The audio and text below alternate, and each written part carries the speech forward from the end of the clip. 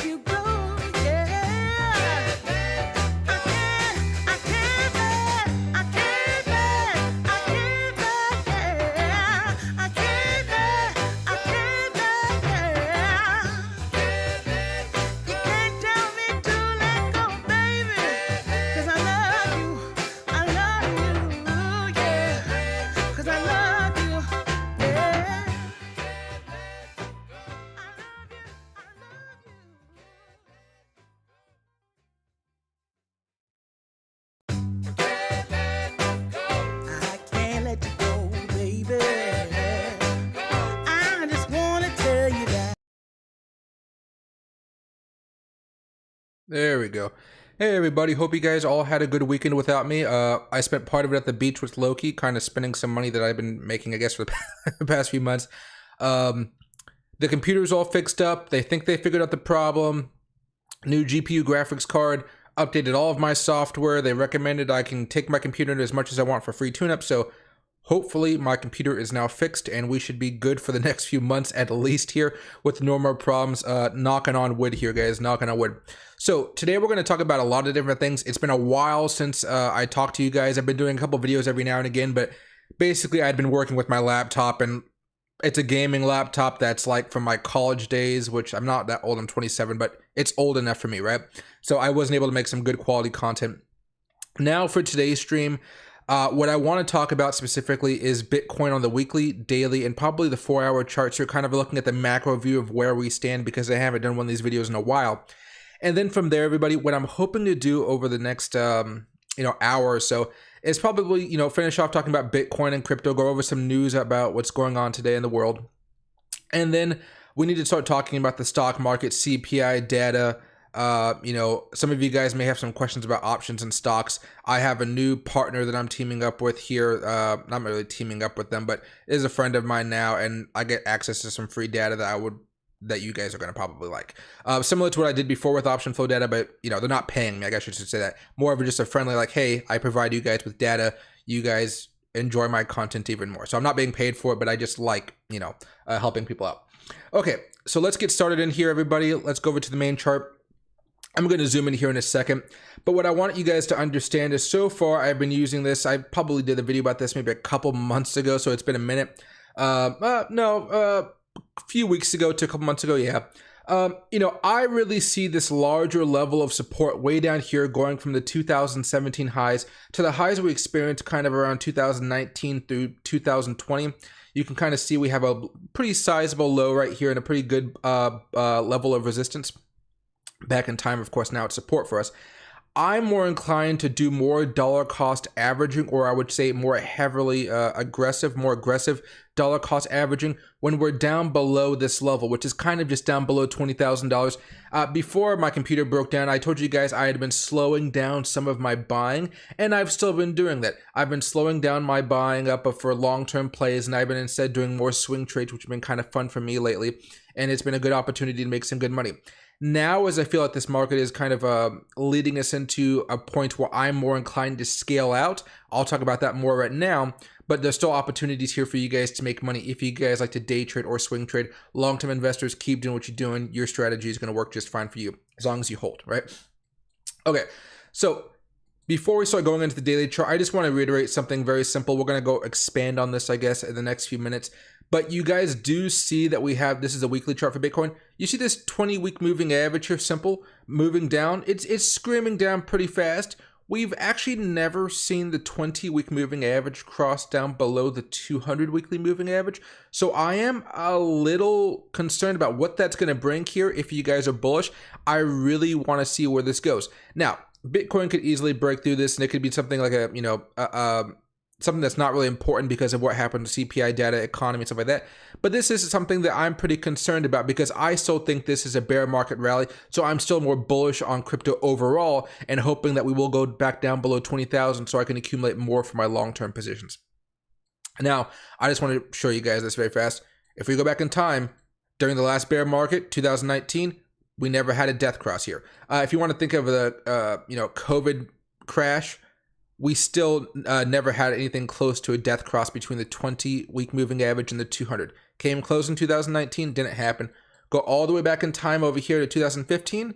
We came close, but we never had it happen. And in that scenario, we actually came down below the 200 weekly moving average. So, and then, it ends off and we haven't really seen anything like it before, but we've never seen this happen. So this is going to be one of those cool things that we see, and you guys are going to have to jot down this information for a long period of time. Say, hey, the last time we had the 20-week moving average cross down below the 200, it only happened once, but this is what happened. So this is just something for you guys to take some notes on over the next few weeks. It looks like, for me, just looking at this weekly chart, we have potential to actually have a pretty good week here, especially with CPI data probably not going to be as bad as expected because gas prices going down. Pretty much the economy is getting ready for a full-blown recession.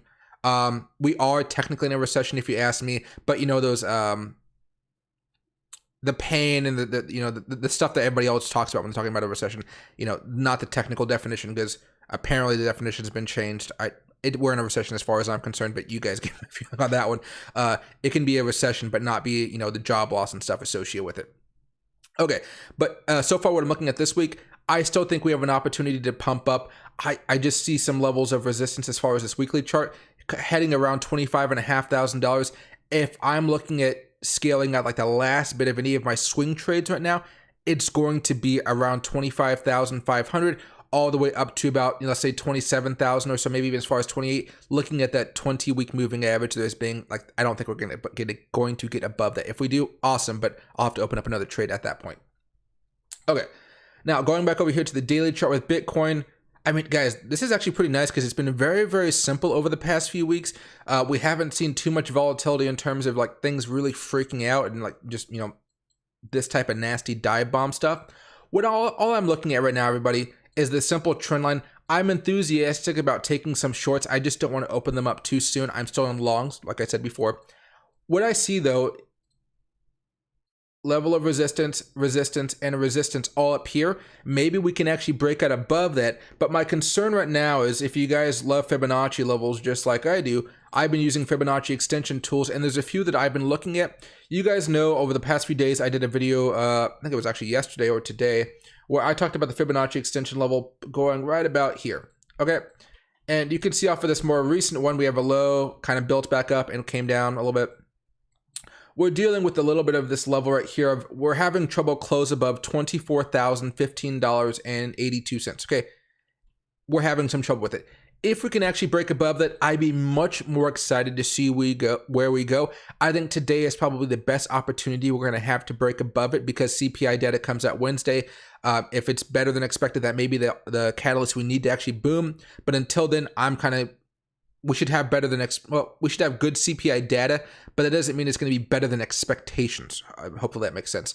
So that's what I'm seeing as my concern right now. I want to see us be able to actually break out above that. There's a reason I've been scaling out of my position slowly because I bought down here. I also bought down on some of these dips over here, and I just want to make sure I lock in these profits because I believe that eventually the market is going to drop and it's going to drop hard. I just don't want to be stuck in any positions right now.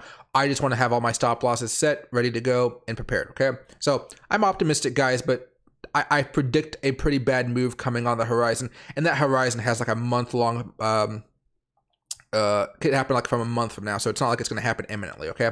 Now, something else that I wanted to talk to you guys about. If you guys are going off of this Fibonacci extension level, you guys might see a price target up here around $26,000, which can definitely happen. But what I'm looking at right now, which is causing me a little bit more concern, is I'm not using this particular Fibonacci extension tool as much. I'm using this one, where we go up here, go down, there we go. And what you see if you go from this first little low, high, low that we kind of built up here, or we could even go from this one to this one, it varies. But what I can see right now is we're kind of having some trouble dealing with the one. This is normally the price target that we're looking for here. This is normally where I scale out the majority of my positions, which is why I've already started scaling out. I'm hopeful that we can keep on going higher. But again, if we manage to break out above this one, then you start to see again, we do have this level of resistance all the way up here of 26,800. So that's why I kind of reiterated earlier, I could see us having me selling off the rest of my position somewhere between $25,000 and $27,000, predictably closer to $26,000. I'm just being more cautious. You guys know I tend to sell earlier. It's a bad habit of mine, but you know what? I walk away with profits, so it's a good habit to walk away with profits, I would say, right? Hey, Loki wants to say hi. He hasn't seen you guys in a while. He went to the beach. He had a whole room to his whole self at the little Airbnb we're staying at here. Let me see if I can show Loki. Loki, come here. Come here. Come here. Yeah. Yeah. There you go. Boop. There you go. Good boy. Thank you. All right. You can go eat it now? Yeah, okay. But yeah. You gotta get down. There you go. All right. He's excited. He always looks at me when I'm talking to my camera. He's like, who are you talking to? Okay. So that's kind of where I'm thinking, what I'm thinking about Bitcoin right now. I'm hoping things can get a little bit more optimistic, and I'm still kind of more long than bearish at this point. But I think that we're going to have this catalyst come out either tomorrow or Wednesday with some good economic data coming out to really give us that big boost. And then we have to start dealing with those levels of resistance like the Fibonacci levels and that level of resistance right up here around, what, 24,800-ish or so. You know, I'm scaling out right now, guys. I'm not really buying more, okay? If I'm buying more, it's not really buying Bitcoin. I'd be buying a specific altcoin for something more of a short-term trade because I see some type of breakout accumulating with the opportunity for Bitcoin to go higher. All right. So I'm not really enthusiastic about buying Bitcoin. Ethereum, sure. ADA, sure. STMX, I made a boatload of that a few days ago. So, you know, and we'll talk about that stuff a little bit later. Okay. And one last thing here. You can see on the 4-hour chart, we've actually been able to actually break out above this Fibonacci level quite a bit. It just seems like by the end of the day, some force comes in and just knocks our butts back down. Even today, some force came in about an hour ago, you know, and just knocked our butt back down. Let's hope we can get above this level. I don't think it's too much of a level of resistance that's going to really stop us. I think right now we're just kind of in this little bit of a holding pattern, waiting for this economic data to really give us a big boost. Nobody wants to buy right now just for the market to crash on them tomorrow if we have some worse than expected CPI data, right? Okay, so a couple other things here. As far as Bitcoin's concerned, you guys know we talk about this every now and again. Moving averages, moving averages, moving averages. Top left-hand corner, you got the simple moving averages. Top right-hand corner, exponential moving averages, EMAs, exponential moving average. Bottom left-hand corner down here, DEMAs. Bottom right-hand corner over here, TEMAs, triple exponential moving average, double exponential moving average, simple exponential moving average, okay? We don't have to really worry about the simple moving averages. I told you guys I'm more concerned about the 20 and the 200 on the weekly charts having that death cross. We'll look at this at the same time, guys. Here's the exponential moving averages, and we're very close to having a death cross here as well. So I'm concerned about what happens next because we've been able to get above these levels over the last few weeks, or let's just say months, right? But every time we get back above these, just for a little bit of time, we end up having this really large, nasty move on the downward side. So I'm thinking more of a kind of a bearish September and maybe more of an okay August where we kind of dip back down a little bit. But overall, September is not looking to be a good month. And if you guys know anything about the stock market, historically, the stock market tends not to be the best in September, even though that's my birthday is in September, so I'm always mad about that.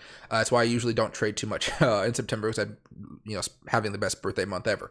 Okay.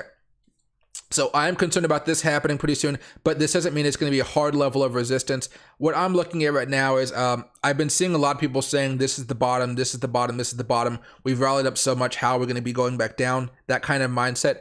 I just want to remind you the reason why I'm just not, besides the macroeconomic data that's just kind of trash right now across the whole world, trash.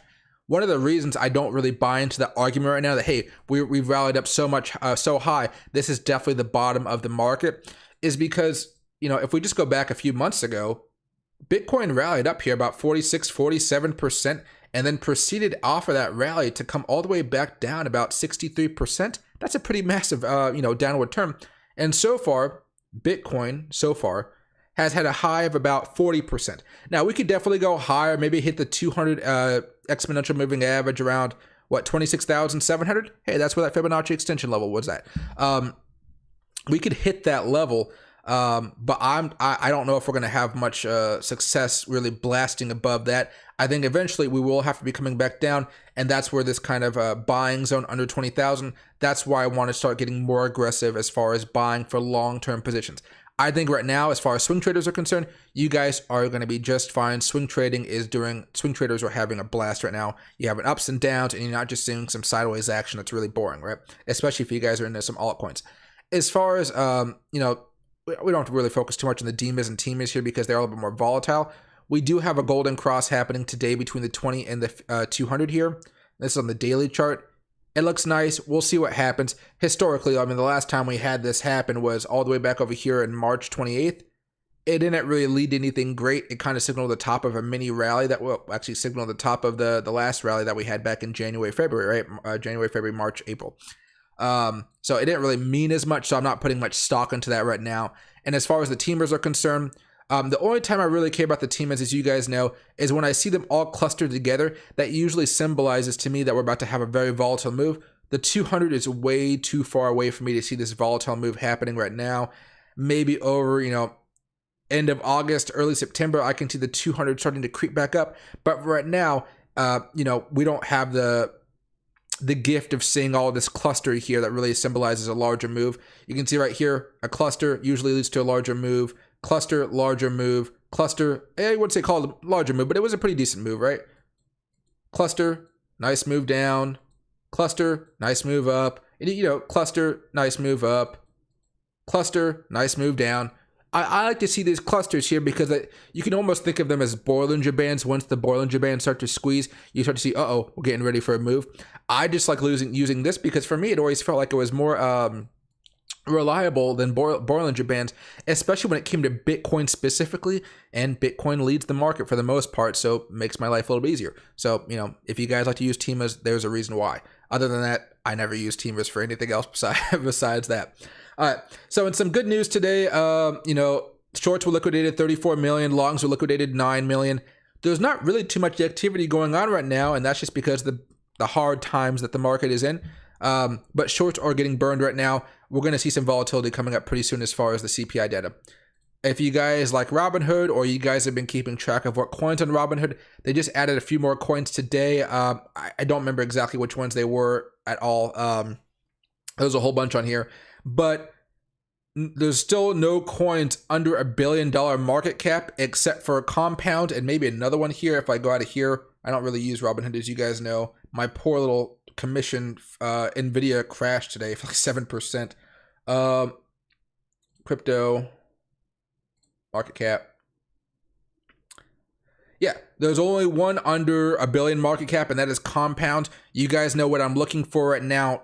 Easily, I just want a coin that has a good utility on Robinhood, under $1 billion market cap, under a penny.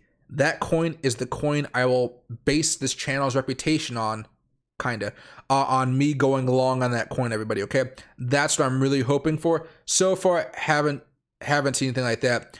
And also, guys, I put out a video a couple days ago. Some of you guys have been asking me, hey, I watched one of your older videos about how to find those low market cap coins, but it was a little confusing. So I just made a more improved one that was a little bit more streamlined, much more professional looking, I guess.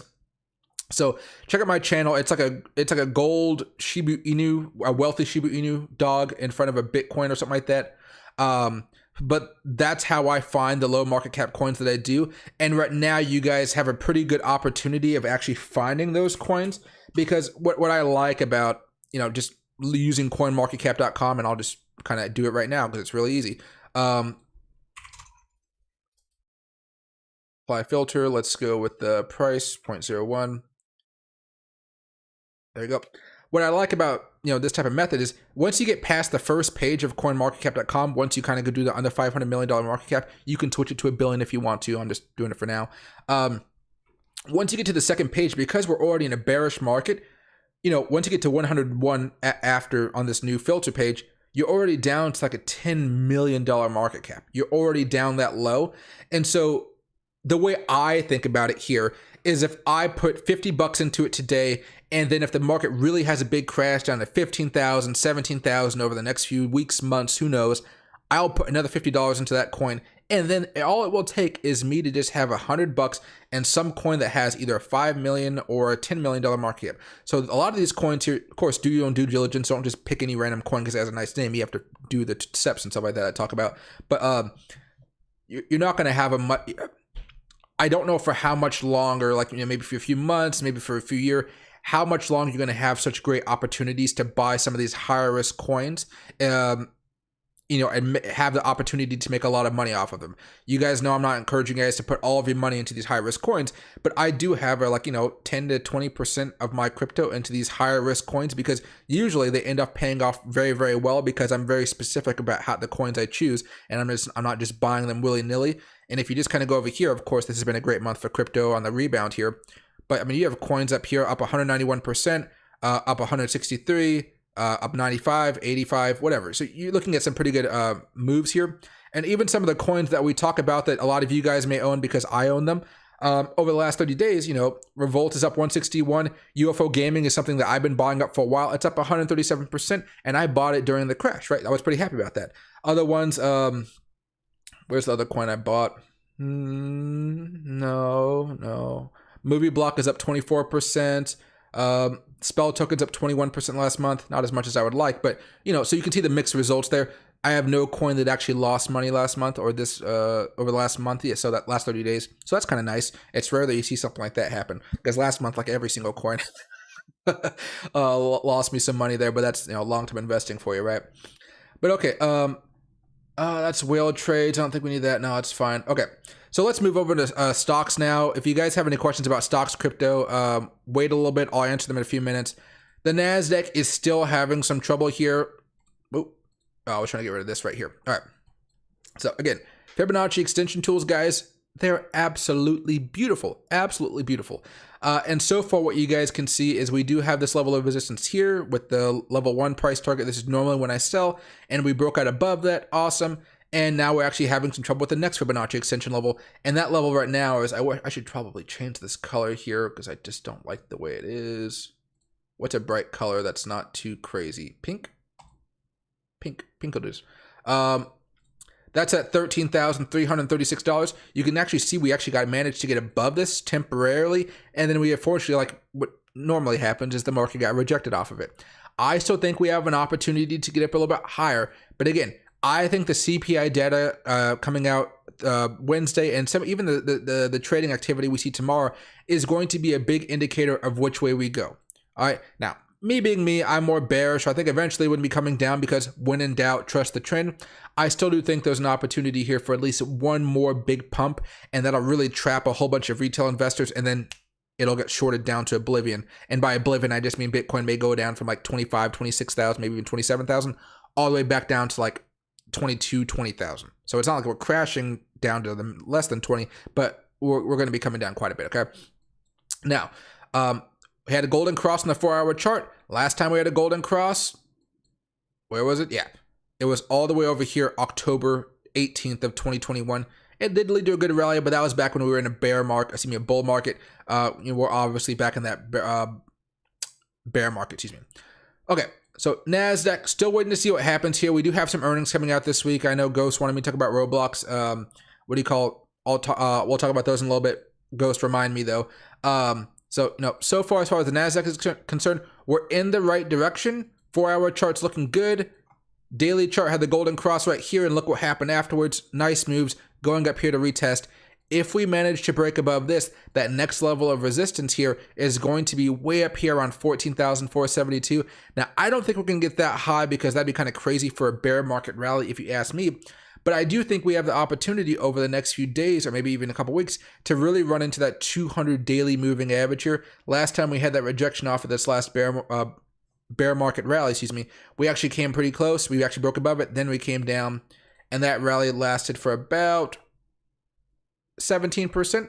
So far, this one's actually been a little bit better, I believe. It's up about 21.5%. Now we're coming down a little bit today, but still, we're working out pretty well, everybody. Just want to reiterate before we start answering questions and doing some other stuff. I'm not buying right now. I'm just doing some swing trades. And what's a clear way to say this? The positions that I'm in that are not long-term trades, I'm scaling out of those right now because I bought in a few days ago and I'm reaping the rewards now. I don't really feel confident enough to really buy now in kind of the middle zone, as I call it, and kind of hope for the maybe some tail-end gains that may come out. Again, if I'm going to be buying anything, it's going to be because that specific coin is breaking out, and I like the way that Bitcoin is setting up. Right now, Bitcoin still looks fine to me. I'm not, pessimistic about it or, overall I'm bearish, but I don't want to go off track here too much. I was lucky enough to buy down here hoping for a short pop, and I bought some down here a while ago as well. I'm selling off what I bought down here. If we come back down a little bit more, I'll be happy to buy some more, but I'm in the process of scaling out of my positions, not adding to my positions, okay? Now, you guys may be totally different. That is perfectly fine. I'm just telling you guys what's going on in my little world over here. Okay, and before we go over any questions like that, just to reiterate, the data coming out this month will come out August 10th, which is Thursday? No, it says Monday, isn't it? Yeah, Wednesday, So it comes out Wednesday. We'll talk about it. I may be live, maybe not be live. I'm not entirely sure. I know Wednesday, I think I'm going live at midnight for the European crowd, so hope to see you guys then. And one other thing here as well. Okay, that's everything. So what I want to do first, guys, is probably, I can just use this Bitcoin chart right now, is Ghost asked me a question a while ago, so she has first dibs, plus she's a moderator, she's awesome. So she asked me about Roblox, I think it was RBLX, there we go, Roblox operation, and she was asking me about it, about what I think it could do. I mean, it has had a nice rally, Ghost. This is something where, at this point in time, let me move the microphone up a little bit closer to my mouth. There we go. Until it breaks down below that, I'm not really caring about it too much as far as the daily chart's concerned. See, this is on the weekly chart. On the 4-hour chart here, though, I think there's an opportunity to make some money here. So, let me see. Actually, let me do something very fast because I know we were talking about earnings in particular. I actually, oh gosh, they reset my whole computer, guys, when I took it to the shop. So, like, every one of my websites, every password I have, not every password, but every website that I have, all the cookies were gone. So I have to like retype all the websites I would normally go to, and I just don't type well. Well, not fast and well like I normally do. All right, one thing here, guys, RBLX.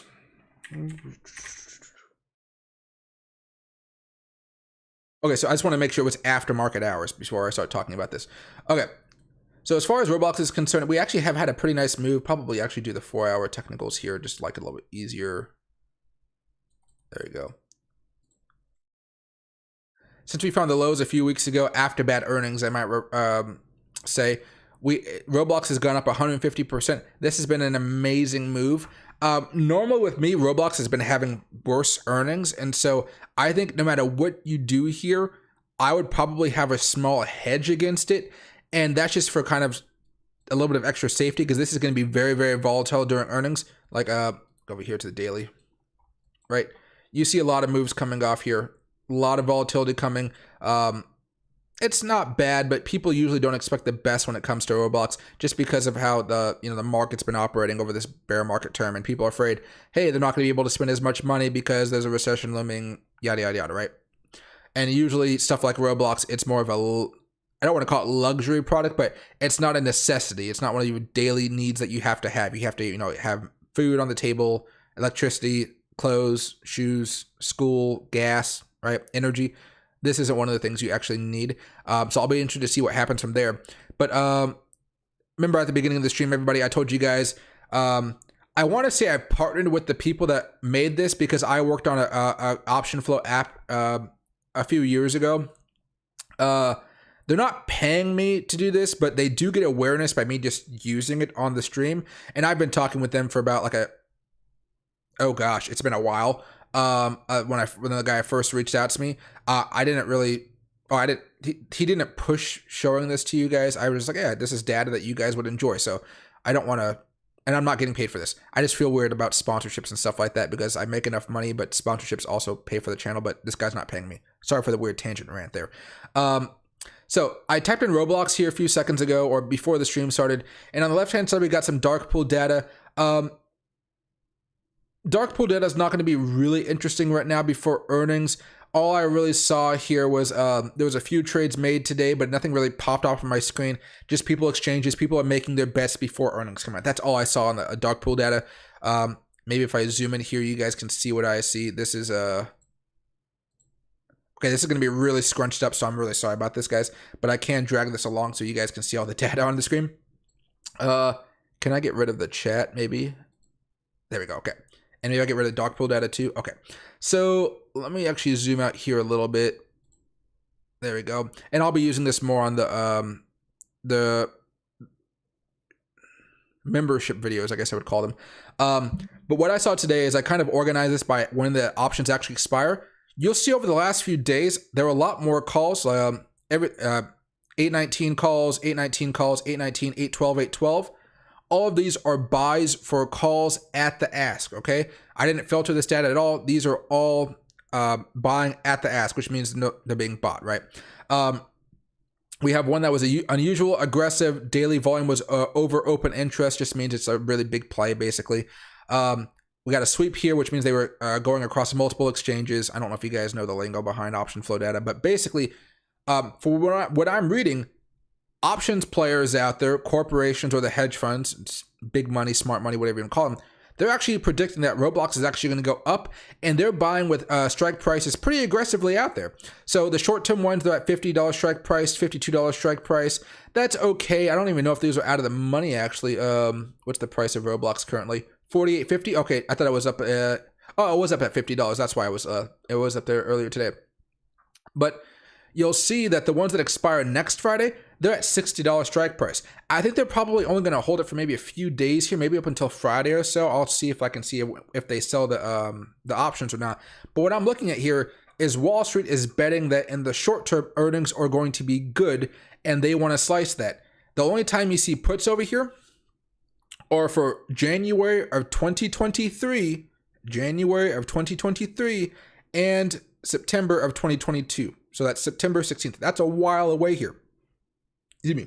And they're setting puts at $55. So, and that's, of course, in the money. So these are all out of the money plays. They're pretty darn aggressive. This is, 334,000. That's a pretty sizable money. So Wall Street Ghost is saying, let's go all in on this. Strike price 60, strike price 52. The thing here, though, is I probably would be more inclined with next week's $60 strike price because they're only $1.32 right now.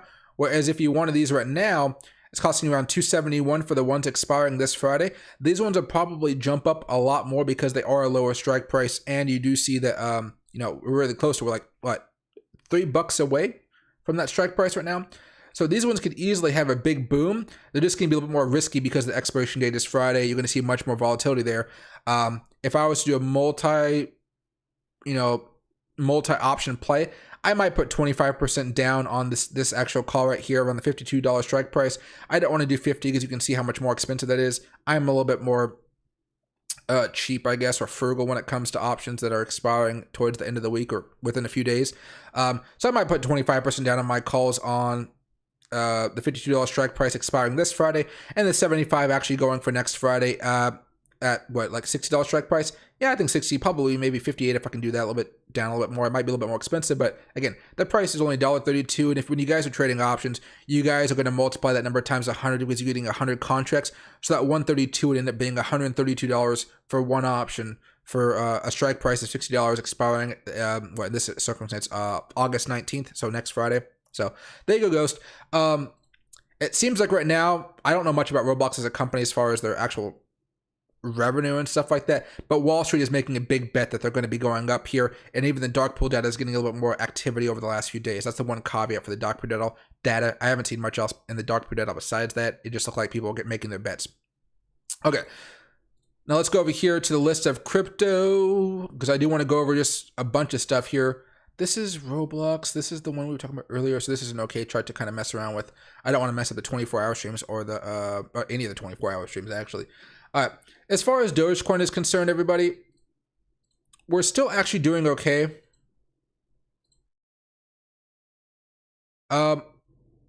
As far as what I think about Dogecoin, I think I'm fine holding Dogecoin. Well, my long-term position is fine, but if you guys are trading it, I'm not trading Dogecoin. I'd be perfectly happy holding my Dogecoin for a swing trader until we broke down below this. Until then, I think Dogecoin is just fine. You're seeing some kind of wonky moving averages crossing over and not much happening besides that. Bitcoin and majority of crypto were in peril of having this double top over here, top, neckline break. We easily avoided that for a lot of different coins out there. So far, I'm just waiting to see if Dogecoin can have a little bit more of a pop. You can see a little bit of trend lines here. Maybe we have an opportunity to pop later on. But I think over the next few days, all I'm hoping for as far as Dogecoin, if Bitcoin can have a boom as well, is maybe get back up here to 8 to 9 cents. Let's say 8.5 cents, maybe max. Maybe let's say 9 cents max. I think there's an opportunity here. Not much besides that. I'm kind of holding this and kind of just waiting to see what happens. Ethereum has been pretty fun, everybody. Actually, let me just go over here because I know Ethereum has already have some other stuff on it. Ethereum has been pretty interesting. I can get rid of this one right now. There we go. Let's drag this down. This is probably meant for the daily chart. Yeah, this is the daily chart.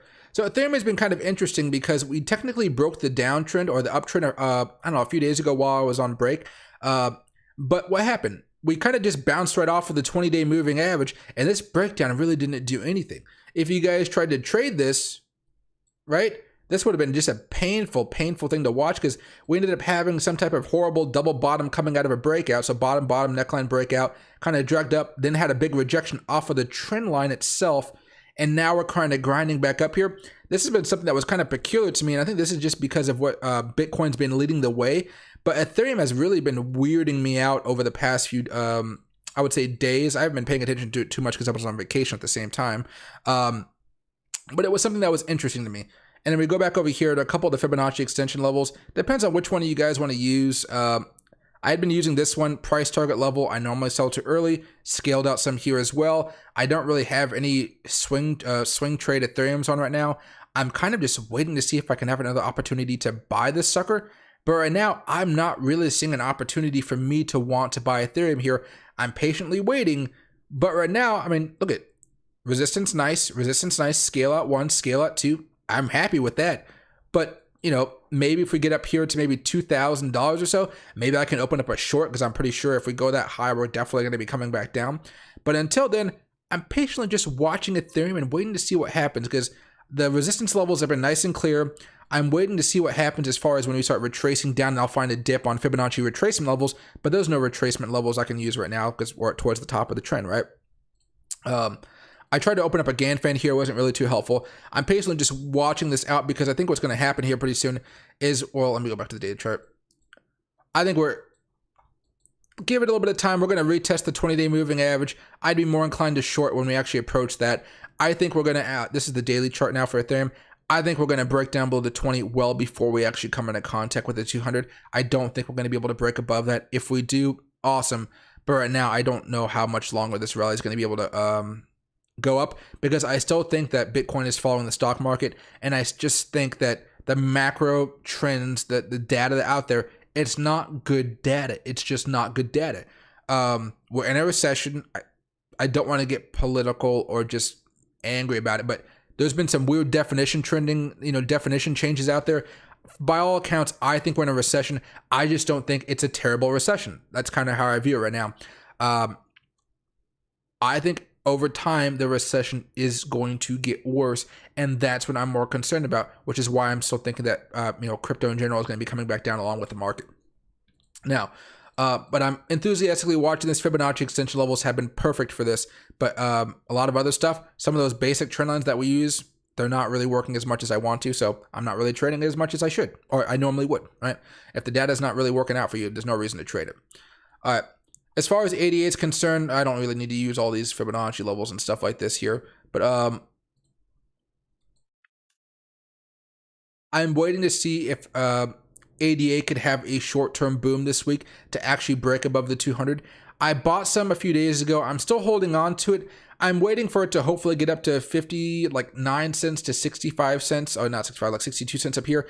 I think I'm going to try to sell it if we actually come into contact with that 20-week moving average here. I think 88 is primed to go up. Last time we bought this, I think we bought it. Oh gosh, this was a while ago now. I don't remember. We bought it somewhere down here, and I was hoping for a price target of up to like 55 cents or something like that. I ended up selling it like at 50 cents, like a dumbo. So I don't want to curse on YouTube. But yeah, I sold too early as normal. But I still think this actually has an opportunity to pop, mostly because we have a pretty decent level of resistance coming up pretty soon, which again is that 200 weekly moving average. If we can pop above that, just like last time, I'm pretty excited about that. Now, there's only going to be one other coin I talk about, then we'll answer all of you guys' questions and stuff like that. However, STMX, guys, I'm getting more and more excited about this coin every single week because, it has a solid utility. I'm happy about it. I own quite a bit of it myself. I'm not trying to make you guys buy it, but I just love this coin because while I was on vacation, I went to the pool, not pool, I went to the beach on Airbnb, little thing. You guys know it popped off quite a bit a few weeks ago while we were live, and it was just going crazy. And I didn't sell any then because I was like, oh, I'm streaming. It would look dumb for me to just kind of, hey guys, I'm stopping the stream. I'm gonna go over here to there's like KuCoin or something like that, and sell all of my sell half of my STMX right now so I can buy it back down once the crash happens. And so I missed on this peak because I loaded up right here, and I was like, I really want to make some more money. So I've been holding and holding and holding, and lo and behold, we had a second big pop here, and this pop was like, I don't know what it was, from one day to the next, it was like up 51%, so I managed to sell off 50% of my STMX between about 10 cents and 11.5 cents. I didn't get the high part, unfortunately, but what do you call it, around 12 cents, but I did manage to get a lot of profit off of that, and then I actually bought most of it back, actually, August 3rd to August 4th,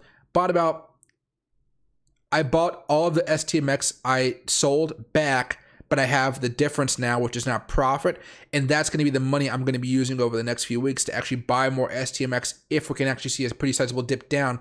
Hopefully, if it comes back down below 8 cents, I'd be more inclined to start my dollar cost averaging on this one. So that was kind of a new play. This has been pumping up a lot. I haven't seen the wallets to kind of understand if somebody's loading up on this or just causing some nice pumps because, of course, STMX, if we kind of dive into it very fast.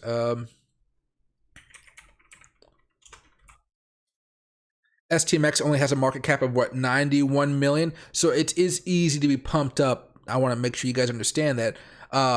But I'm still excited to see what can happen to this over the next few years. All right. So that's the last thing I want to talk about there. Now let's get back over to the main Bitcoin chart. Let's get rid of all these other excess charts that I have. We don't need the NASDAQ. Well, we can use it. No, we don't need the NASDAQ chart anymore. You guys know Wednesday, 8:30 a.m. Pacific Eastern time, 5:30 a.m. Pacific time. Wednesday for CPI data. Some of you guys may be up. I don't know if I'm probably not going to stream that day, but I'll be there to kind of stream maybe midday once the market starts getting a little bit more volatile after the news comes in. And if you guys want any option flow data, I'd be happy to show it to you guys. I normally don't talk too much about stocks and options on the channel anymore, but if you guys have questions, feel free to shoot. Maybe one day I'll make a channel dedicated to stocks, but right now I just really talk about it with the members. Okay. Back over here. And what do I want to do for this one? Let's keep this Bitcoin chart rolling. Let's do a 15-minute chart right here. And for now, go back to the classics here and just watch the Bitcoin second chart. Always fun to watch that type of stuff go down. Hey Ken, happy to see you. Hey Score Bagels, what's right here? Good morning, Alex. Make sure I'm not missing anything. Let's see. And hey, I've got an itch. What's right here? Stocks need to cool off at some point, depending on the next drop. If we get higher low or lower low for the SPY and NASDAQ, I think we will start to set the stage for everything else. I agree with that. Yeah, I do think we do need to take a little bit of a break. I just think right now we're definitely towards the end of this bear market rally. I'm more wondering if we're going to have this last pump up if the CPI data is better than expected, right? I think we anticipate that it is going to be going down, but is it going to be better than expected, right? And this line right here is the Fibonacci extension level. Don't worry about it. We can easily go up and down above it. It's not a hard level. It's a hard level when you think about it on the daily charts, okay? And hey, Michael, you're always mentioning about buying the breakout, but isn't that FOMO? Most people I say watch, that's the worst time to buy. No, because that's when you start to see the volume pick up. So I like to buy the breakout because that's the confirmation that the trade is going to go my way. I'm much more of a classic trader. What a lot of people end up doing, and I agree with this method, but I like to trade options, and options are much more volatile, so I don't want to wait for all this other stuff to happen. So what's an easy way to explain this? Let me open up another chart here.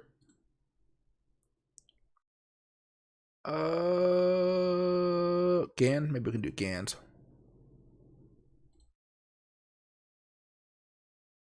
Let me open up this very fast. Let me get rid of the algorithm on this one. And let me just open up something like simple like an apple.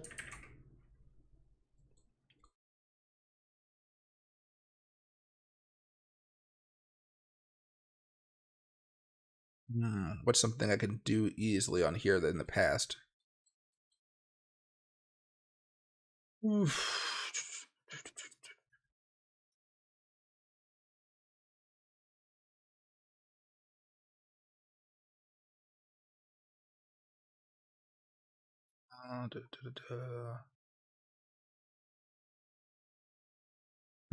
What's an easier way to do this? I mean, there's a lot of lines I can draw on this screen, but I was looking for one in particular that I made last year, but I don't see it.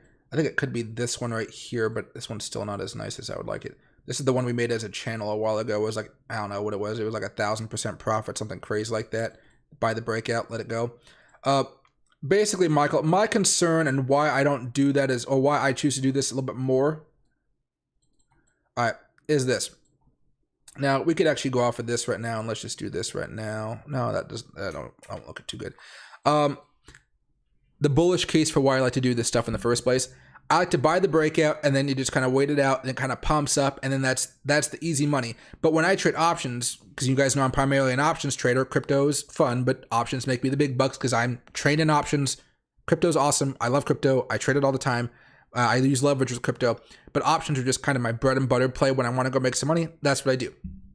So, you know, you buy, it can stagnate for a little bit of time, but then eventually it starts rallying up. And then, you know, if we use the Fibonacci extension tool, oop, I messed up on that one. Oh, well, okay, okay.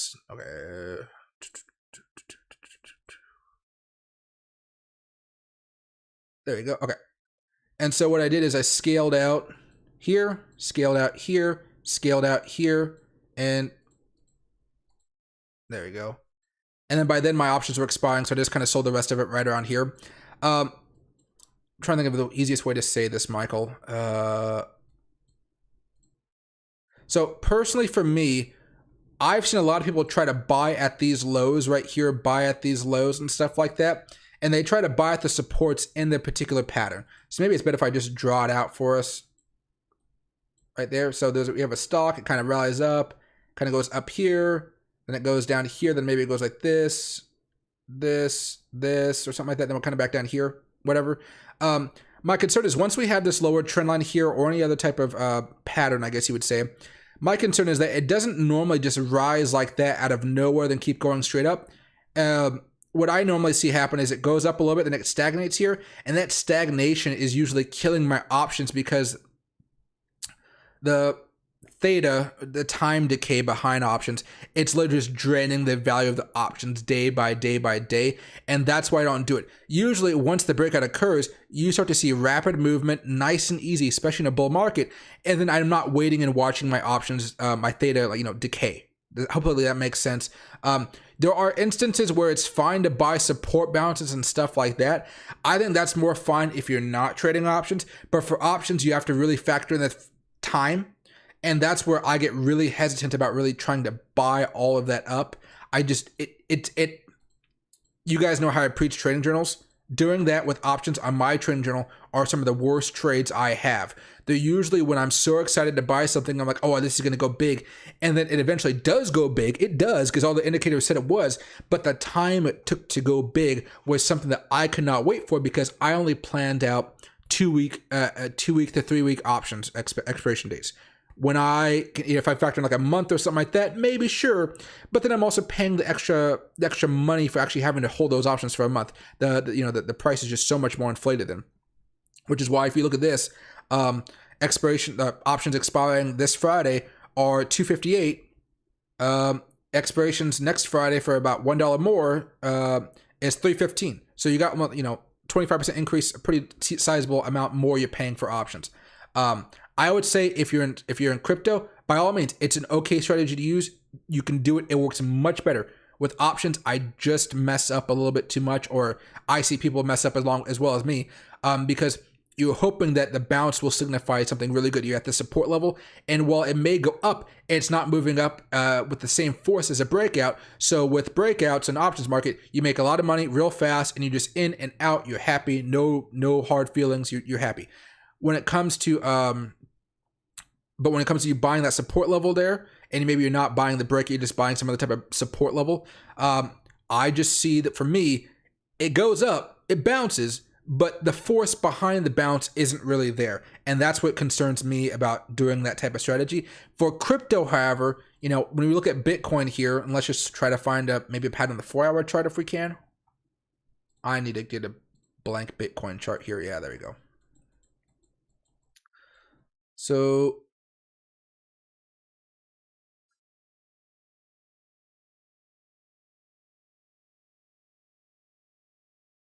trying to see if this will work out a little bit here. No. Oh, here's one. Okay. No, that won't work out either. Okay, when a bullet bear market, so normally those don't hold. Anything over here that'd be fruitful? No. I mean, we can try this right here.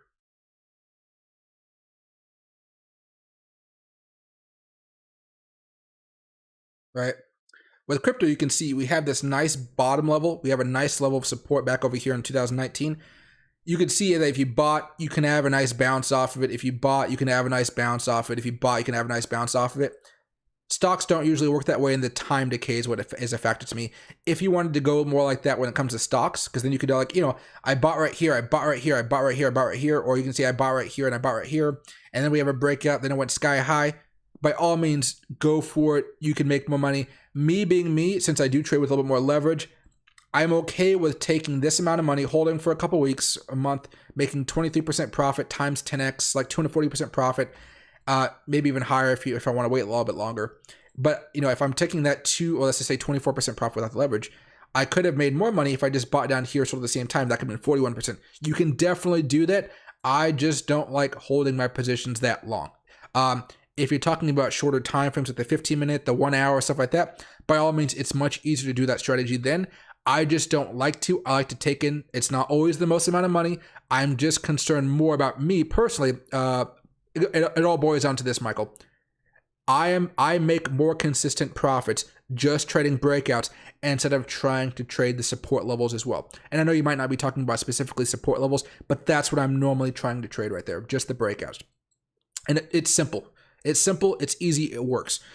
For me, you guys have all your different strategies, and I've heard a lot of them, and some of them work, some of them don't, and you guys have kind of tweaked them to make them better. And before I go to the next question, those of you guys who have been talking to me every now and again, you have to talk to me every week or even every month, those of you guys that have been practicing with the trading journals, you guys are doing fantastic because you guys are figuring out what you guys are good at and what you guys suck at, which is awesome. One of you guys the other day messaged me and said, hey, I stopped trading crypto because using your trading journal, apparently I'm really good. I'm better at trading stocks than crypto. So I'm going to go back to paper trading crypto and stick to stocks because right now I'm making profits and they're consistent profits. It may not be a lot, but they're making profits. And that, I was like, dude, that's awesome. You figured out that you're losing money trading crypto. Stop, practice, repeat, once you're a little bit better. But until then, you can still be making money trading options and stocks. Well, just stocks, not crypto, not options. But still, you guys get my point there. But hopefully that helps, Michael. That's just the way I like to do it. You're not going to be capturing as much profit, but usually, yeah, that was you. One last thing. If you're talking about like a breakout like this, like, oh, let's buy this breakout. Yeah, that's much more FOMO-y. That's not something I'm liking. That's why I'm scaling out more right now. And why I would have been buying, closer to these last little dips, these little bit of reloading spots with a pretty, maybe a more mild to generous stop loss. Back to the 15. All right. Hopefully I understood what your question was, though. And hey, Monica, looking back now, do you think 17K on Bitcoin was the bottom? No, I do not. If yes, what is the worst case scenario for Bitcoin, Ethereum? Is it just revisiting the lows like 17 to so if this really is the bottom, what you want to see happen, I think somebody I got an itch reiterated this earlier. You just want to see some type of higher low play out. Now, you want to see this happen probably on the daily charts and the weekly charts to have a more macro view. You just want to see a higher low. So let me go back over here to Bitcoin. This is a Bitcoin chart on the right-hand side. Main Bitcoin stream. This is not the... Oh, this is Bitcoin GANs. This is Bitcoin GANs? Main Bitcoin GANs? Okay, I can tweak this then. All right. So all you want to see, if that is the lows, is you just want to see, hey, we can come back down. You just want to keep on bouncing, having higher lows, and keep on moving up until you have some type of sizable breakout where we start heading back up to $30,000, find a good footing, and then from there we start to rotate between 20,000 and 30,000 for a while before making a larger move up over the next year or so. But for now, all you want to see happen is have a higher low. And I think there's an opportunity for us to have a higher low. I don't know exactly when we're going to see the bad parts of a recession really kick in. That's my concern right now. I think that we're going to have a more mild recession. But I do think the recession is going to cause the overall markets to fall down even more. But in the meantime, if we don't have the bad parts of a recession hit until 2023, next year, well, then we could actually just have higher lows and people could continue to accumulate over time. And it may feel like we've hit a bottom for the next few months. We may not break down below 17,500 for the next few months. That's also a possibility. It doesn't mean that we're not going to be coming back down over the future. I think economic data is going to get worse in September onwards. But, I could be wrong about that. Put that right there. Oh, let me actually put all this other stuff back. There we go. 15. For now, we can just leave the hour chart. No, I don't know. There we go. All right. Let's see. Oh, hold on. YouTube is... Oh, okay, that's fine. YouTube was sending me a message. Let's see. And hey, Dave takes... It's a good CPI Wednesday. Could be a very bullish run up to September. I agree with that one. I think September is probably going to be a worse month, but I do like what we've been seeing from August so far. It's been a really good August so far. July bad, August good. Good so far.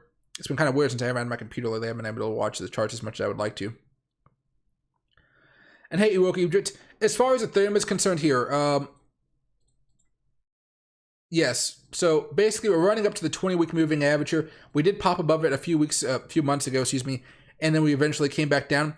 I think what I could see for Ethereum over the next few weeks here, let's call it a month or so, is that we can come back down to maybe $1,300, $1,400. Excuse me, guys. Let me drink some coffee here. It's 7 o'clock, but that's okay. It was iced, but it's hot heat wave out here. Um, I think we can easily come to retest this trend line here. Let me hide Bitcoin for a second. Look at the 4-hour chart, auto. Kind of zoom out so you guys can see this, but still kind of see the candles a bit, maybe a little. Yeah, there we go. I think we can easily come back down and start hitting back down here towards the. It'll happen more over here, around $1,250 to $1,300. I think we're probably going to be hitting this over the next couple weeks or so, at least. And then from there, I don't know if we're going to be able to bounce above it. We'll have to wait until that time happens. Or if we're going to be breaking down and coming back down to probably the 1,000 level, I would probably say we're going to be breaking down below it. But I do think, personally, if we start to see this break down, that's going to be a clear sign for me that Bitcoin also is going to be breaking down. You guys know my thoughts on Ethereum and Bitcoin. If Ethereum breaks down one day before Bitcoin like 99.9% of the time is going to break down the following day. If Bitcoin breaks down, Ethereum is usually going to break down, I would say about 80% of the time, break down afterwards. I say that 80% because we've seen a lot of times that Bitcoin can break down, Ethereum holds, and just because Ethereum is holding, somehow Bitcoin manages to not fall off a cliff. And so that's why I say 80% of the time. Usually they eventually continue breaking down, but Ethereum has a few more days afterwards and consolidating before it chooses to make that big move down.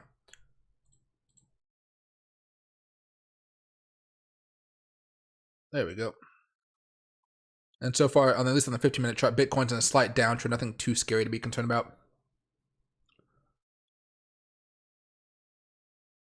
Let's see. Hey, have a good itch. When the memes are exploding, I start scaling back. Guys, yeah, remember, so I know I told you guys this before I went on vacation because my computer broke down, but I specifically told you guys, be careful of everybody saying that the bear market is over. We're in a pure bull market now once we start having this little bit of a rally. We've been talking about this for over a month. I still believe we're in a bear market. You guys have your own trading strategies. That's awesome. I like that. But what do you call it? Like, just be careful of the FOMO crowd on TikTok, Twitter, and etc. saying, "Oh my God, the moon is the limit," yada yada yada. I mean, sometimes it's just the thumbnail. They say, "Hey, a big move coming" or something like that. Even I do that. But when you actually watch the video, they're kind of more disciplined about what they say. But the people on Twitter, they'd be like, "Full steam ahead. We're going ahead. There's nothing going to stop us now," right? Well, guess what? Poor economic performance in Q3 and Q4 can really knock us down. Don't think about Bitcoin right now. I mean, if you're swing trading, think about the ups and downs, do the trades, right? But if you're thinking about long-term crypto, you have to understand things are probably going to get worse in 2023. Now, we had talked about a recession happening either this year of Q3 or Q4, when Q3 we're in a recession. I don't know about you guys, but every time I turn on CNBC, Fox Business, Bloomberg, and Yahoo News, not really Yahoo News anymore, but those big three, what do they all say? Oh, 2022, it looks like we're doing okay, but 2023, that's what I'm afraid of. That's what I'm afraid of. Now, they are usually a lot of them are wrong a lot, but that's because they're usually the talking heads. Who I normally trust are the executives behind the scenes who are kind of on the show maybe once every few weeks or something like that, because they're normally pretty busy individuals, and they all seem to be suggesting that something really bad is going to happen to the economy, or the effects of rate hikes are really going to start hitting the economy starting in September, October, and getting much worse as we head into 2023, leading to that hard stop that everybody keeps on talking about. Okay, and so I think that, hey, we may actually be in a period of boring stagnation for the next few months if we continue on this course. But I still think, personally, that we are going to be coming down to new yearly lows, over the next few months here, okay? But yeah, when the memes start exploding, I start scaling back. Usually a good idea here. Especially when you kind of, Bitcoin's up like over 40% over the last few weeks. That's quite a bit for Bitcoin. Last time it came up that much, it dropped 63% afterwards. See, hey Ray, happy to see you back. Hey, far from broke. Excellent avalanche on Hood. There you go. Thanks for letting me know which ones those were. Those I probably will buy even more of those now just because they're on Robinhood. The fact that whenever a crypto coin gets on Robinhood, everybody, that means it is going to be more volatile on the next big altcoin season. However long it takes for that to happen, usually does take a while.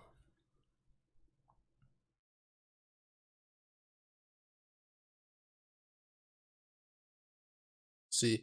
Hey, Little Scratcher. If you want coins that aren't on the major exchanges, you're probably going to have to make some account with some small exchange, buy them, and then transfer them over to another exchange for extra safety. But yeah, it's hard when you want a coin and you can't find it on the big dogs like a KuCoin or something like that. It can be very, very hard. What's right here? Am I buying Jasmine coin? No, not really. It just goes down and down and down. It may have a pump eventually, but I probably would only buy it if I saw Bitcoin going down to 15,000, less than $15,000 there. It'd be a YOLO play on my part. And hey, Hota, happy to see you. Long time no see as well. I'm back from mini vacation / repaired my computer. And hey, Square Bagels, can I check RKLB? Yes, I sure can. Give me a second here, though. Rocket Lab.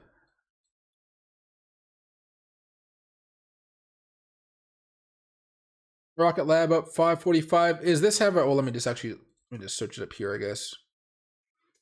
There we go. Short float. Oh, no, it has a small short float. Not bad, though. I mean, it's, what, 5%? That's not bad at all.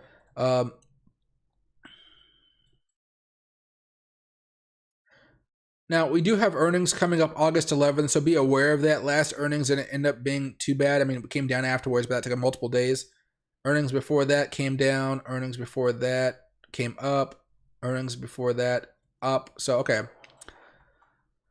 All right, so what I see right now is it's following the momentum of the entire market. I don't think this is actually anything specific about this, unless they mention a couple of contracts, which I think we'd know because this seems like a more of a small market cap, not coin, but stock. Let me over here very fast. Which one do we want to do? Let me see. Stop there for a little bit. Popped above, held for support. That's fine. Let me check this one out just in case here for you. Oh. Stopped. Didn't stop. 4-hour chart. Did it? No. An hour. No. 15. Did it honor it at all? Yeah. Okay. That's fine. Having some issues here. Okay. So right now, I would not be buying this whatsoever. I would be happy to start scaling out of any positions that I'm currently in this one. But let me actually, this is going to clutter up the screen here. So let me zoom in here. There we go. I'd be more likely to scale out of any positions I'm in right now. And I'd be looking to buy more, probably sub $5, probably maybe sub $4.50 over the next few weeks. I don't know exactly what earnings are going to entail for them because I don't know exactly what the revenue has been like. Yeah, I don't know much about it right now. Let me see from a technical standpoint, though. You're a little overbought if you ask me. That's why I'm scaling out right now, why I'm scaling out and not buying more. Let me see where some of these levels are. You're towards the top. Yeah, this would have been a nice scale out level right here. Yeah. I would be selling as long as it's above 534. I might be holding, but I might have a stop loss there on 534. If you want to give it a more generous stop loss, I would say 493. Maybe just because I'm me, I might just bump it up to $5. But 493 would be a hard stop loss for me if you're in this position. As far as any option flow, let me just see if I can find it here for you. Oh, it won't let me copy. It won't let me paste. RLB. Oh, okay. There was one call bought today. Can I do historical flow?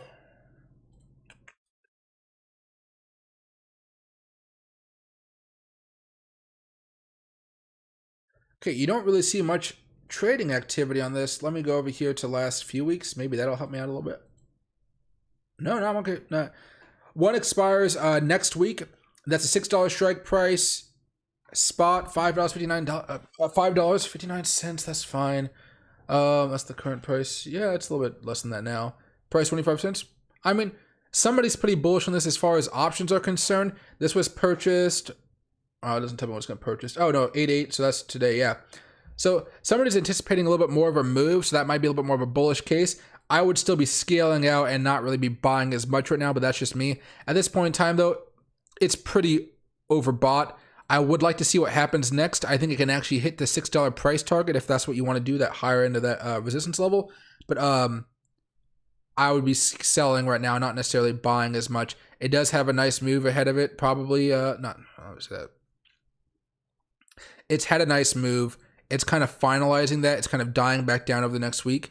but I still think there's an opportunity here to make some money if you're not in it already, or if you're, yeah. But in order for that to happen, I really want to see it come back down if I want to buy back into this, because right now this is clearly like time to be exiting the position, not adding to the position. Sorry about that. I'm all over the place on that one. Go back over here though.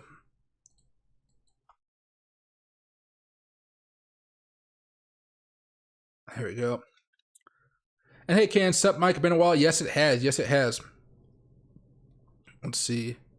And hey, Alex, good morning. Good morning, my man. Hey, Alan, time happy to see you back as well. Hey, E-Trev. What's right here? Let's see. Coinbase earnings. That should be very interesting right there. Hey, Thest, what do you think SHIB will drop to for the bottom?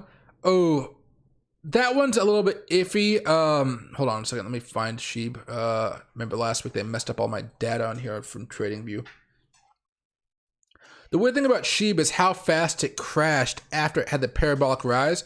You guys remember, like, if we took a look at Dogecoin went parabolic, but it's been slowly going down, and it's been having some pretty nice support levels. SHIB, on the other hand, man, the support levels this thing had, it just broke and fell off of a cliff. So right now, you know, if Bitcoin does go down and we have new lows, like, you know, for the year at 15,000, 14,000, whatever that may be, I think you may see SHIB coming back down to some of these lows that we saw over last year, maybe 0.00, a lot of zeros and a bunch of fives. So that might be from here, you know, another 50% or so. And that's where I'd most likely be inclined to start buying more SHIB up. But this coin has just been falling down much harder. And besides what we saw over the past few weeks, it's been very slowly grinding up here.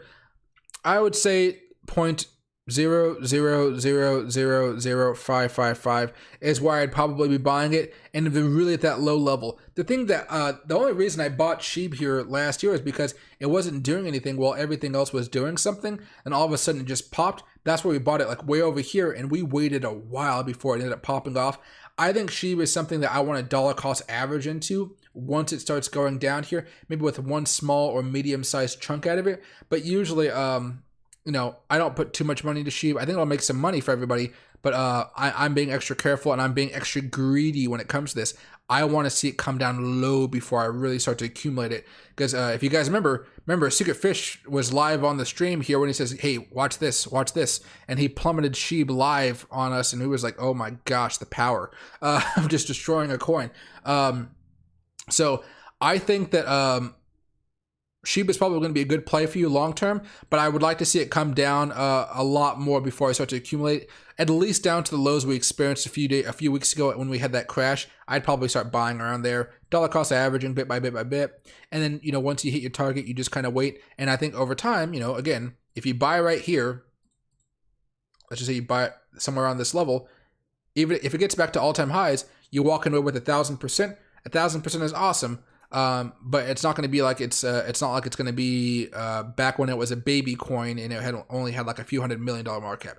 It's still only going to make you a maximum of maybe 1,000 to 1,400% back, which is awesome, but not as much as some of those higher risk coins, but still a pretty solid one if you ask me. Let's go back over here very fast. There you go. And so far, yeah, Bitcoin's getting pushed down bit by bit here, guys.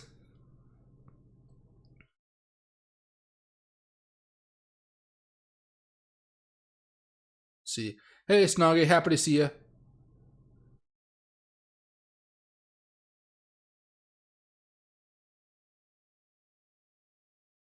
See it here. So I gotta make sure to get to the members. I guess I was mainly talking about buying support in crypto, not options. Yeah, my whole mindset is built around options, so that's why I talk it the way I do.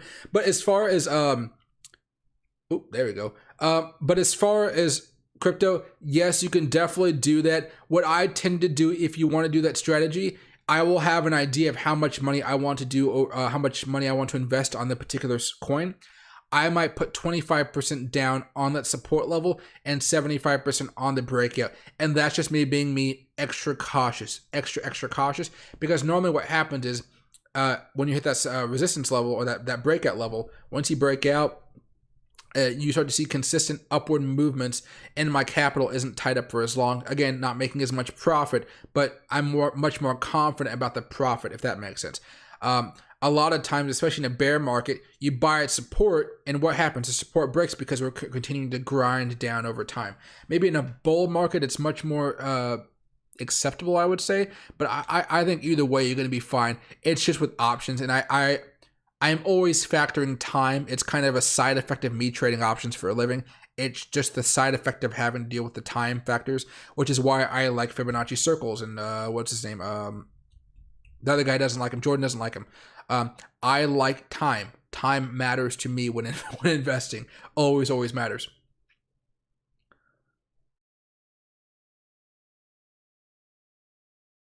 So here. And hey, Ota, just finished eating some pizza. There you go. It doesn't let me donate on here for some reason. I don't know. YouTube has been very weird. I was helping Secret Fish out a while ago because Secret Fish was trying to donate some money. And no, he was trying to chat, and YouTube had the chat grayed out for him, so he wasn't able to chat. And I don't know what it is. It's been like working on and off for him. I should probably message him to see if it's working now. But man, YouTube's been having some weird glitches lately. I think it's just because of all the bots, frankly. If you guys have even known my streams have been getting attacked by bots relentlessly. It's just something that we're gonna have to kind of deal with short term. I think they may just be updating some stuff, but I don't know. I'll figure it out if I can. What's right here? And hey, Hoot, Mike is right. You have to adapt.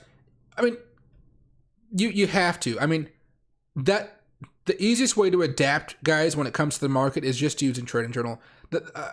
I always say it: get a Trading Journal, use a Trading Journal, figure out what you're good at, forget what you're bad at. That's why I gave you guys the free Trading Journal a while ago, right? I'll give it to you guys for free again. I think what I'm going to do is put it on my website, and it'll just be, hey, if you sign up for this newsletter, you get a free Trading Journal. Something like that. I need to grow the newsletter so I can kind of grow the brand and stuff like that. But if you guys have a Trading Journal, instead of having like a 90% chance of losing all of your money in the market, you guys now have, I would say, an extra 20% chance of actually making the market if you guys work hard. I mean, that's how much I think a Trading Journal actually helps everybody.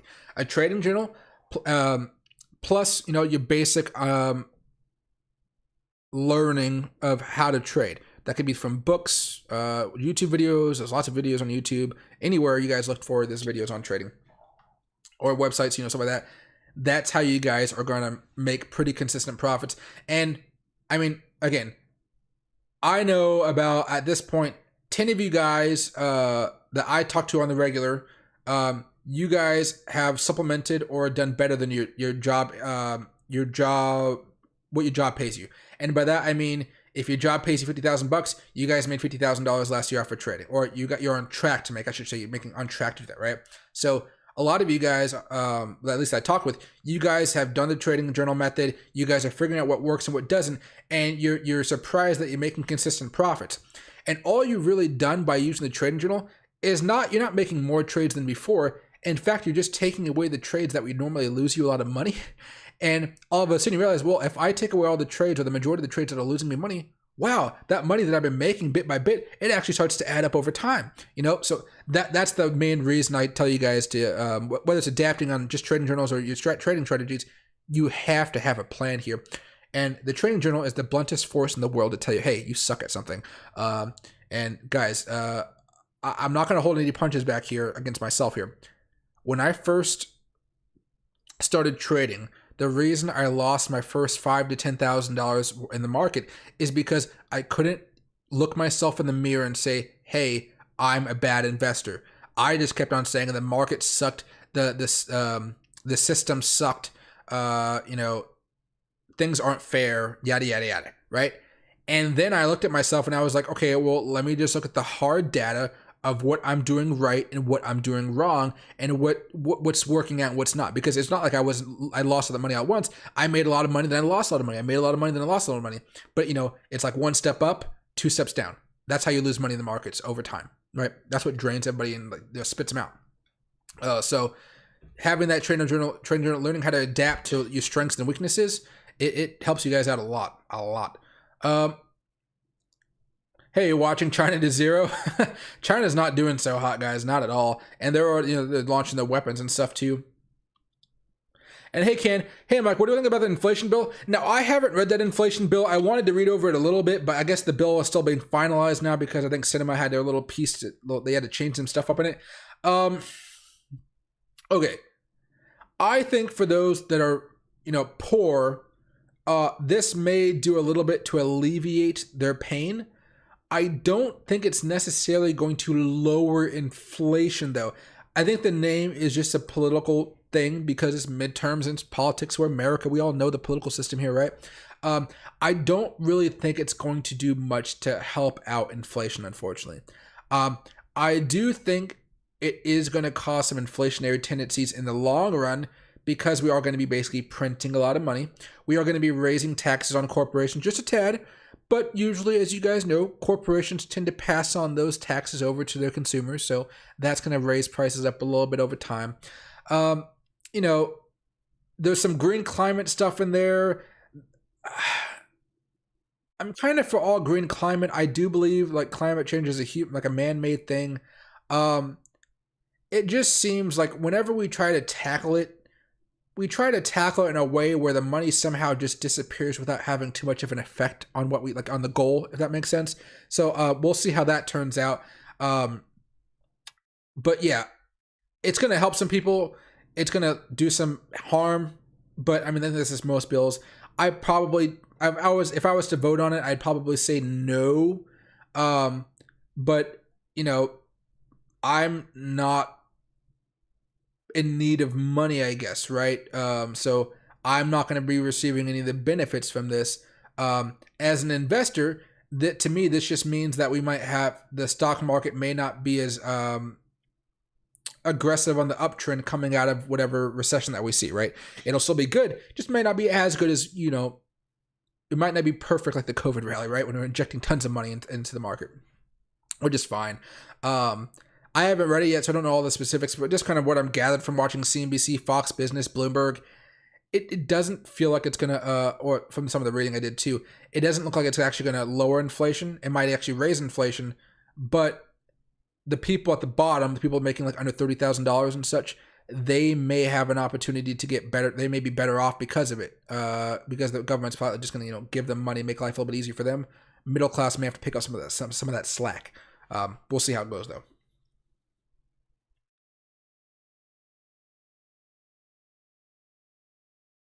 Hey, Michael. The Hex ecosystem coins and looks mostly bullish between PLSLD, Maxi, and H&M. Thanks, playa. No worries, man. Happy to help you out. What do you call? There's so many ecosystems right now. I like the majority of them. Just be careful. I mean, as long as you guys can envision the government not going after it, as long as the coin has a good name, as long as it has a utility, I'm usually all for buying those types of coins. You guys all heard what happened to that tornado systems, whatever. The SEC says no longer in the United States can you use the system. It's interesting because if you guys know, you can launder money, good old American cash, just as much as you can launder crypto. But, there's tons of coins out there, and a lot of the ecosystems have been doing pretty well so far, at least this last month. And no worries, Square Bagel. Can I have your opinion on Moulin? Let me see right here.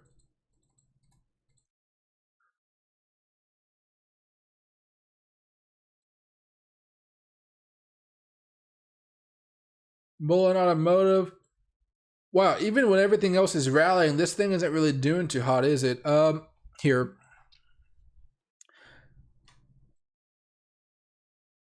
Okay, so we broke the uptrend a while ago.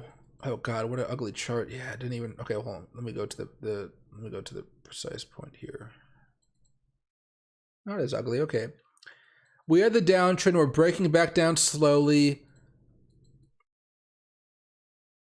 Let me just get a fib retracement level on here. I want to see if it actually does anything. Not really. Held up here a little bit. Didn't help at all there either. Do we have longer term data? Nope. Okay. So for me right now, I would not be buying this for any type of trade, right? Now, only trade I could see happening is if you want to try to play some type of bounce and support. I mean, we already had the bounce. I wouldn't be too inclined to actually buy this again. The only reason I'd be buying some of this, and I do own some of this, I would say like $500 worth, not a lot, is because I want to see if this thing does anything over the long term. If we go over here and check out Mullen, you'll see that it has a market cap of like 377 million. I want to see, I don't think it's going to be the next Tesla, but I want to see if I can come into like billions of dollars of market cap over the next 10, 15 years, or be acquired by a larger player, most likely. That's what I'm hoping for now. But for now, I don't really see the point of buying this unless you're trying to hold on to some type of support level. I think of this as something I want to be holding on for the long term, not the short term. You do have earnings coming up next week. It looks like next Friday or something like that. Next week. 16th. What is that? Yeah, next Tuesday. Next Tuesday. That could be a very, very bad time if their sales haven't been that good. Last time we had earnings, I don't know if it was pre-market or post-market, had like a little bit of a bounce. Earnings here had a pretty nasty move down. I wouldn't be buying this in the short term. I'd only be accumulating this as far as the long term. I've read the 10K data for them. They're a long shot as far as making you a lot of money. But I think it's a long shot worth just having some fun and investing some money, right? If I lose money, I just write it off as losses at the end of the year. I've been holding this from, I don't know, somewhere over here. No, somewhere over here. When it was crashing, that might, stop. It didn't. But what do you call it? I've been holding it for a while. I think it'll do fine in the long term, but it is a long shot. So just, taking my bullishness for the long term as a grain of salt. They have a solid management team, but so far these market conditions are not what you want to see from Mullen. And Ford came out with some big news. If you guys didn't hear as well, I'm accumulating more Ford because of this. Ford is getting rid of selling their cars, I guess, to dealerships. They're going to have Ford-only dealerships that are controlled all by the manufacturer because too many of the dealerships have been marking up the price of the trucks when Ford has been explicitly telling them not to. So now those dealerships are being like, well, now we can't sell Fords. Now they're going to have to find another car to upsell, basically, or upcharge. But, all of the other players are adapting to this new environment that Tesla kind of came up with. And because of that, it's going to be harder for some of these new brands out there to really break through the market unless they're accumulated by another, another company, or maybe they have an investment at least from another company. Like, I forget who owns, like who's partnered up with Rivian. I think that's a company. There's some big corporations behind them, even though they've been losing a bunch of money.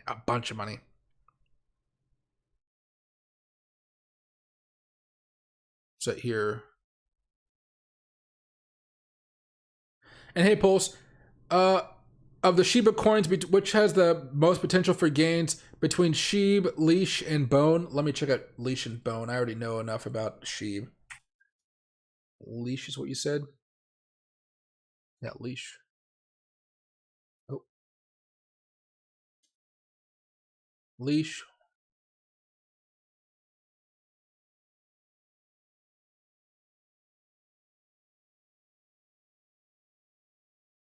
All right, Leash, okay.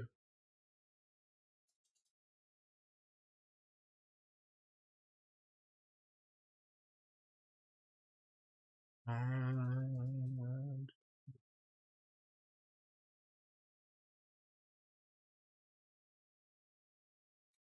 I would say Leash simply because it has a lower market cap than all the other ones. My main concern about Leash is the fact that it's at $585, so that'd be kind of annoying here to trade that. Usually, I don't like coins that are this expensive with the low market cap because that means they're going to get to the thousands of dollars, and people tend to want to own lots of coins as a part of a coin, right? I'm more excited about owning thousands of Dogecoin, tens of thousands of Dogecoin, than I am about owning half a Bitcoin or 5 Bitcoin. And that's just the reason I think that way is because a lot of new investors think that way as well. That's why I kind of developed that strategy for buying more medium and high risk coins, depending on you guys' market cap flavor. I would say Doge Killer basically because of the market cap, and then probably after that, probably Sheeb and Bone. Sheeb and Bone are probably going to be the same just because Sheeb has such a higher market cap. They'll all make you money, but I think Sheeb is going to be capped at about how much money you can make because it already has such a high market cap out there. I'm hoping that maybe if Doge Killer breaks down a lot more over the next few months, then that might be a really good opportunity to buy. But even then, you might be buying it at $250 instead of $500.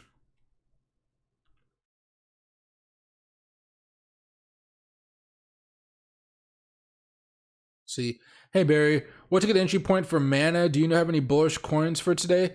I'm not buying anything today, guys. I'm only selling what I have slowly as I wait to see what happens going into this weekend.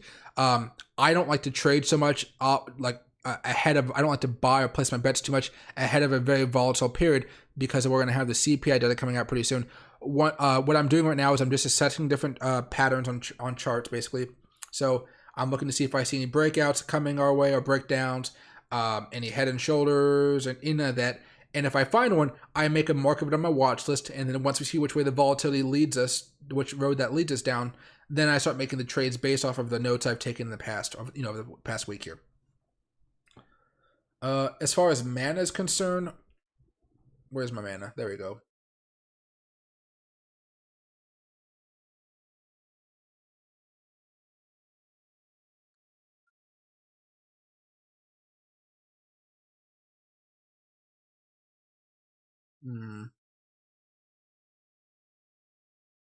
This Fibonacci extension one just gonna look so freaking wacky.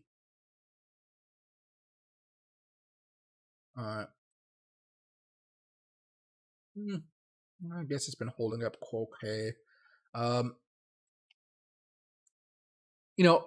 would say right now, if it comes back down a little bit more closer to the 20-day moving average, I might be more inclined to buy it. But I want to see Bitcoin. I don't want to see Bitcoin at a major level of support or Ethereum before I actually buy into this right now.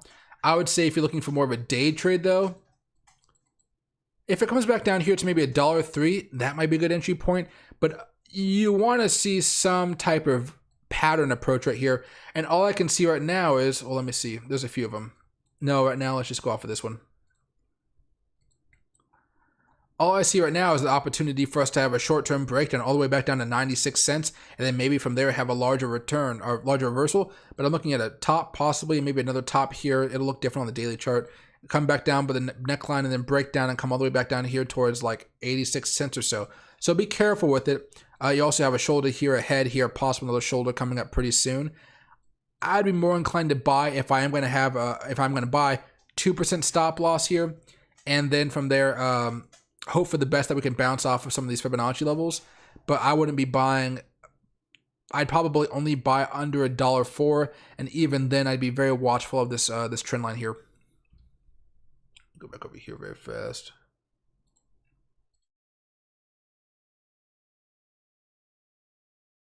There you go.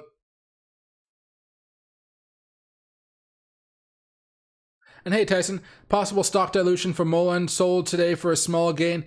That is also something they've been doing for a while, and which is why I just put my money there. I'm just going to wait to see what happens. And if you guys don't know, like for dilution, what he means is they're going to offer more stock onto the market, which depresses the price, which means supply and demand. The more supply they're going to add to the supply, the demand is still the same. Guess what? That's going to lower the price. And that's what normally happens when they need to raise capital because they don't have enough money to keep on going. And thanks, Thess, I appreciate it. What's it here? Okay, there you go. Okay, everybody, I'm going to call it a night. It's like a half an hour past my normal time, but it's my first stream back in a while, so I wanted to say hi. I'll be live tomorrow at 6 p.m. Pacific time. Tomorrow on the other channel, I will start to do my new daily, I don't know if it's going to be daily yet, but new daily, I'll assume. New daily video series where I talk about news. It's basically going to be digital asset news, if you guys know Dan's channel.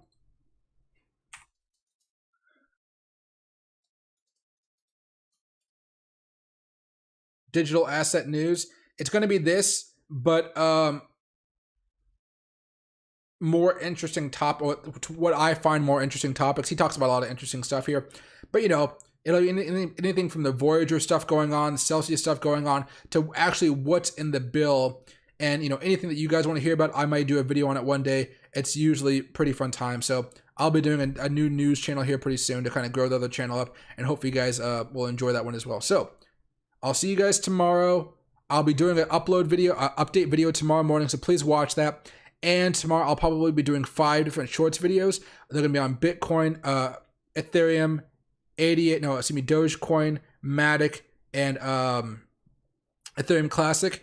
Let me know if you guys want me to do other coins in the comments of those videos. I'll let you know at the end of the video, like, hey, if you want me to do a video, let me know. So because comments help, all that good stuff helps. Okay. So all right, everybody. Sorry for the long goodbye. Happy to see you guys.